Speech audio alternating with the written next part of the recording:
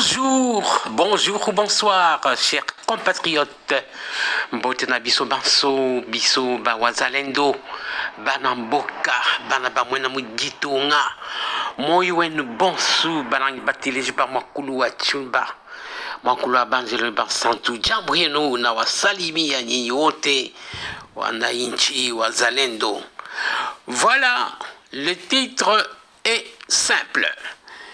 Le président Félix Tshisekedi aurait accepté de se rendre le 15 décembre 2024 à Luanda au sommet biparti, donc entre Félix Tshisekedi lui-même et le président rwandais Paul Kagame. Et nous de TV du Peuple RD Congo, chers compatriotes, quelle est notre position? Eh bien, chers compatriotes, nous nous posons des questions. Nous nous posons des questions, bien que notre position soit négative. Nous ne voulons pas du tout que le président Félix Tshisekedi se rende personnellement à Luanda. Oui, se rencontrer, le dialogue, c'est bon, mais il faut savoir que aucun centimètre, aucune concession ne doit être octroyée à Paul Kagame, chers compatriotes. Vous voyez, c'est très délicat. C'est l'information que nous avons eue de Tina Salama. Eh bien, chers compatriotes, qu'est-ce que Félix Tshisekedi va dire à Paul Kagame? Eh bien, nous savons très bien qu'il devrait être fidèle à sa parole. Il avait dit que lui, il ne rencontrera Paul Kagame qu'au paradis, devant le Seigneur, pour qu'ils puissent être jugés tous les deux. Il a également dit que si il doit rencontrer Paul Kagame, c'est pour lui dire qu'est-ce que mon peuple vous a fait pour que vous puissiez nous faire ce que vous êtes en train de faire. Ça, c'est moi qui ajoute les mots.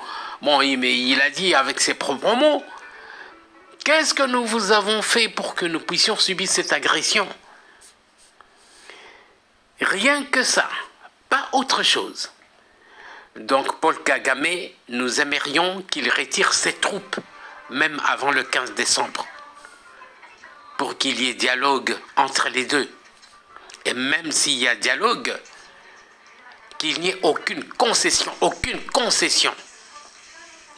Voilà notre position, chers compatriotes, et j'espère que lui, il écoute beaucoup le peuple. La position que je donne, c'est la position de la majorité du peuple congolais. Makamwana Yakosolena Kagame Toboyango. Atinda ministre des Affaires étrangères, Thérèse Kayukwamba Wagner. Oui. Basolola ou bien akendeye mon côté. Tozali kobanga la période oyo. Bah, américain basaka ba bêtise, mais bon, nous espérons que sécurité na est garantie. Oui, hein. Concession et égalité à Kozwa et là comme mon côté, même pas 1 millimètre carré, même pas 1 micromètre carré. Oui, hein. Voilà, chers compatriotes, suivez. Le 15 décembre à Luanda, en Angola, se tiendra un sommet crucial pour la paix dans l'est de la République démocratique du Congo, RDC. Le président Félix Tshisekedi y participera avec l'espoir de trouver des solutions face aux conflits armés durables qui frappent cette région.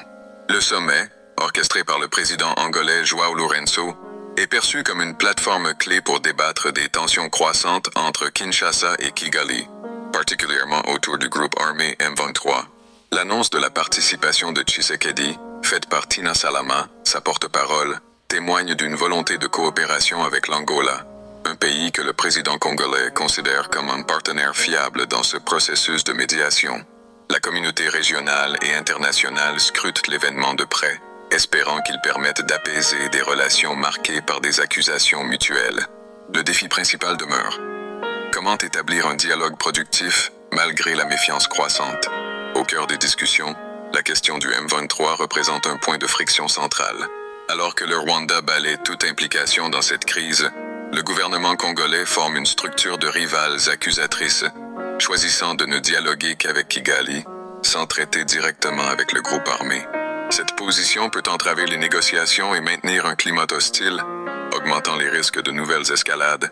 L'importance de ce sommet réside également dans le potentiel de rétablissement de relations diplomatiques et dans la recherche d'un consensus autour d'initiatives de paix. Pour Tshisekedi, ce sommet est l'opportunité d'afficher un engagement affirmé envers une résolution pacifique, tout en renforçant les alliances régionales.